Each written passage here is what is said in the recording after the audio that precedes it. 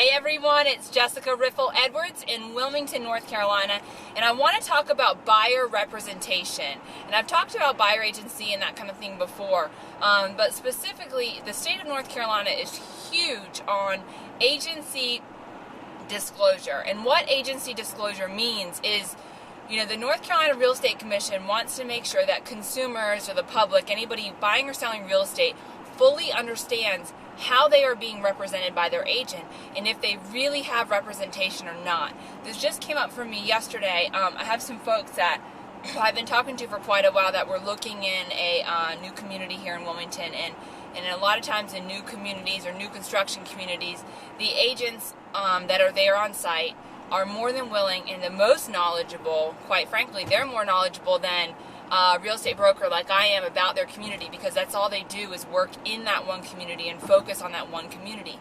However, it's important for you to remember, if you are a buyer and you're going into these different communities that are new communities or whatever, and there's on-site people there, sometimes there's a team of on-site people. They may have you fill out a form called Working with Real Estate Agents and sign this little box, and sometimes I find that sometimes it's not maybe explained as well as it should be. And the only thing I mean by that is there's nothing wrong with it, but it's just to make sure that you're aware as a buyer that those on-site agents are typically representing the builders or the developers. So even though they may be helping you as a buyer or a purchaser, it's important to remember that they are what is called a seller subagent, usually.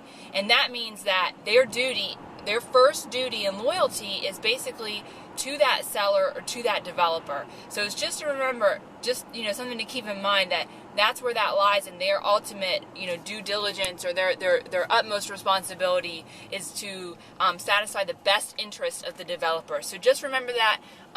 A lot of times it doesn't mean there's anything wrong or whatever, but it's just something to keep in mind when you're talking about maybe prices or this and that, that their loyalty is to that developer. And often you can have an outside agent or a buyer's agent like myself represent you at no cost to you, and those on-site, the developer is still paying the same either way. So just something to think about. If you have any questions or comments, or you disagree with what I've had to say, please feel free to email me at jessicaedwards@seacoastrealty.com. Thanks so much for listening. I hope you have a wonderful day.